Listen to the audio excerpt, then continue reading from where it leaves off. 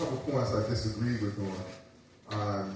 You said that, you know, we don't want affordable housing and advancement in my community. There's a lot of things that we have been taught was wrong. There's a lot of things that we have learned that we need to unlearn. Right. And we need to understand that. Next week is going to be Indigenous Peoples Day. When I grew up, they called it Columbus Day. Things have changed a little bit because we recognize that Columbus was practicing a genocide and killed all the Native Americans in this. Sounds familiar?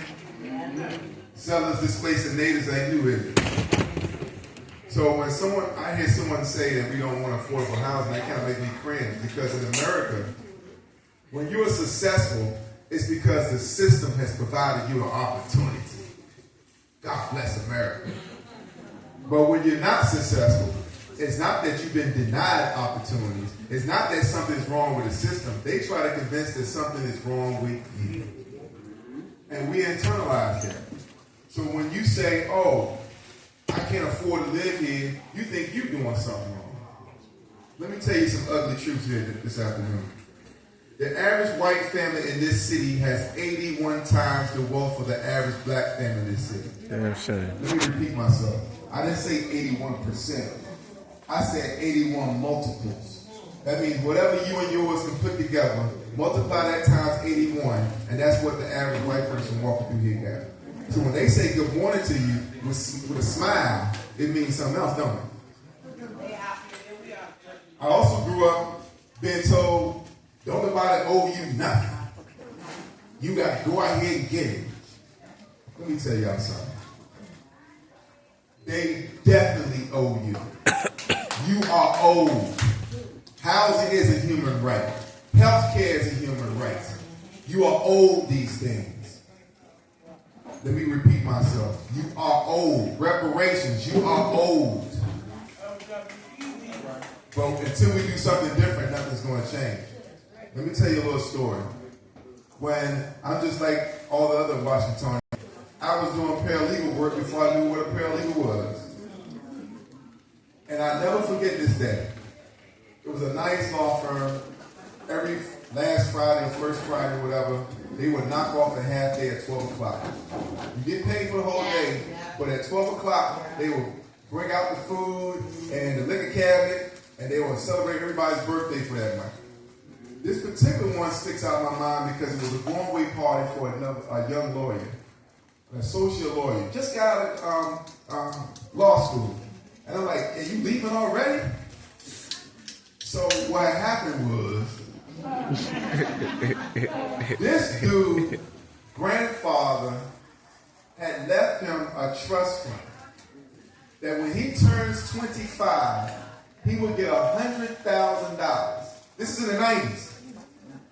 $100,000. Anybody know what $100,000 worth today? Quarter million. He got $100,000. And the promise of his job to be here waiting for him for 1 year. They was giving him a leave of absence. So I said, what are you going to do for a year? He said, I'm going to backpack across Europe to find myself. Listen to me carefully. This white boy got $100,000 from his grandfather, and I'm quite certain he wasn't the only grandchild either. And a year to think about what he wants to do with his life. And we have our kids, when you get 18, you will get out of this house, get a job, and we want to know what's wrong.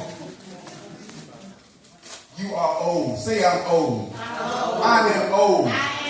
That's right. Because there is a reason why this boy got $100,000 from his grandfather, and we had to pass a hat to bury our grandfathers and our grandmothers. They was robbed, and they worked their whole lives and didn't get anything. There were systematic laws in place to prevent them from getting housing. Systematic laws in place to prevent them from getting access to good jobs. That is the system that owes you. Say, I'm old. I'm old. I want you to walk around here with your head high. Just because you ain't got it don't mean you can't get it. But you have to make sure you have the right mental attitude. The right mental attitude. I don't want you feeling bad about yourself. I don't want you to think that somebody got more money and you was better than you. You don't know what they had to do to get that money. Ask Puffy. How many of y'all would switch places with Puffy right now? No. He a billionaire. Who switch place with him? Who switch place with him? So money ain't that serious, is it? I want us to have the right mental attitude. Now, there's a film I want all y'all to watch. I hope somebody got the good sense to take notes and write this down. I'm going to say it 3 times. They're trying to kill us.com. They're trying to kill us.com. They're trying to kill us.com is a film that you need to see. It explains to you how the healthcare system, you know what that means when you read it, right? The healthcare system, the food industry, and the pharmaceutical industry are all conspiring together to profit off your sickness, your misery, and your death. That's why in our neighborhoods we have liquor store, carry out, liquor store, carry out, Dallas Center, liquor store, carry out, church, Dallas Center, Dallas Center. I was in Cuba in February. In Cuba, they'll tell you all this bad stuff about Cuba. Let me tell you, black people live in Cuba and they're happy. And they got health care. And they live longer than we do. But here's what you might not know. They have a better healthcare system that actually makes diabetic amputations unheard of. How many of y'all know somebody that lost a foot or a limb to diabetes? In Cuba, a poor third world country, that they're going to tell you is all bad. That is unheard of. But your country won't allow their medicine in here to help you. And you know why? I asked them. You know what they told me? It's to protect U.S. business interests. That means it's in U.S. business interest to keep cutting black people's feet off like Kunta Kinte and making money off your misery and your sickness rather than you to be healthy. Washington, D.C. has over a 20-year health disparity depending on your zip code. If you live up in Palisades, Georgetown, or you live over here in Congress Heights, Anacostia, what have you, these people are expected to live 20, 25 years longer in the same city. So when we hear we don't want violence interrupters, let me tell you something. You know, part of the food is creating violence. I ain't just talking about a bunch of people when they hungry and start fighting and rob steal, but that happens too. But if I give this little kid too much sugar and tell him sit down and be quiet, what the little kid gonna do? You're gonna be bouncing off the wall, ain't you? Now, is something wrong with the kid, or is there something wrong with what I gave the kid? Did you know that if an undeveloped mind, and I submit this to anybody that's under 21, teenage kids, maybe a little older for dudes, but a little slower. An undeveloped mind is devoid of 4 key nutrients. They are 51% more prone to violent behavior. I said violent behavior is related to your diet. If you're not eating well, you're not thinking well, and you're going to make some stupid mistakes. And we be telling the truth, don't know what we say. I don't know what's getting into these kids. They ain't had a piece of fruit or vegetable in months. If you look at a school lunch, a prison lunch, and a hospital lunch, and I did a little mix, you couldn't tell which one was which. Facts. I said they're trying to kill us. I want y'all to remember this. No matter where you go in this entire United States of America, wherever you find black people, you're going to find the same exact problems. It doesn't matter if it's a Republican in charge, doesn't matter if a Democrat in charge, we got the same problems. Now, if that is the case, that means something wrong with the system, isn't it? When are we going to challenge the system? Do y'all know that Washington, D.C. is the most dangerous city in America for a black woman to give birth? D.C. has the highest maternal mortality rate in the country. How could that be possible when black women run this city? Ain't no racist cracker running this city. How is that even allowed? That means that a sister is more likely to die giving birth here in this city than any city in the country. You know why? Because they closed Columbia's Hospital for Women. They closed DC General. They closed United Medical Health Center. They closed Providence Hospital for all intents and purposes. There's no OBGYN services east of the river. Right.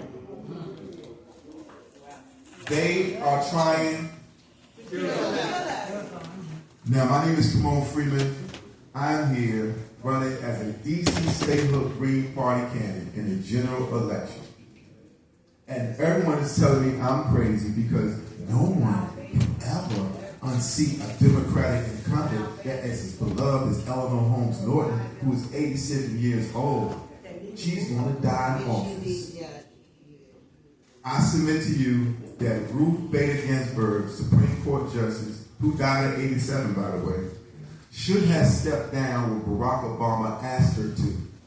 Then the Supreme Court might not be in the sorry state it is in right now. Us allowing our beloved elder to die in office is not addressing any of the problems that we just talked about. Say it again. And if any of these problems we just talked about is the first time you heard about these problems we just talked about, that means something is wrong. And until we do something different, the definition of insanity is doing the same thing over and over, expecting something to change. On November 5th, we have an opportunity to change things in our community by doing something different and challenge this system. And I'm going to leave y'all with one last question. If you had to choose between DC statehood or no federal income taxes, which would you choose? Everybody in favor of statehood, raise your hand. You guys are visionaries. You got the long haul. For those who would prefer no federal income taxes, raise your hand. I'm the only one? Oh my goodness. You know. I'm glad to see most of y'all support statehood, because I hope y'all don't mind that we use this as a bargaining chip, because statehood is not a local issue. It has the potential to tip the balance of power in the entire country. They don't care nothing about these disenfranchised voters in Washington, D.C. They got voter suppression laws all around this country. But D.C. pays more federal income taxes per person than most states. But other non-voting delegates like Eleanor Holmes Norton, Puerto Rico, Guam, what have you, they pay zero federal income taxes. So either they give us statehood and self-determination we deserve, or we keep our federal income taxes until they figure this out. Y'all all right with that? Yeah. Thank you for your time. I hope you'll be willing to vote. On November 5th, my name is Kymone Freeman. I'm first on the ballot. I hope you get the opportunity to see you again or serve you in that capacity as DC delegate. Thank you.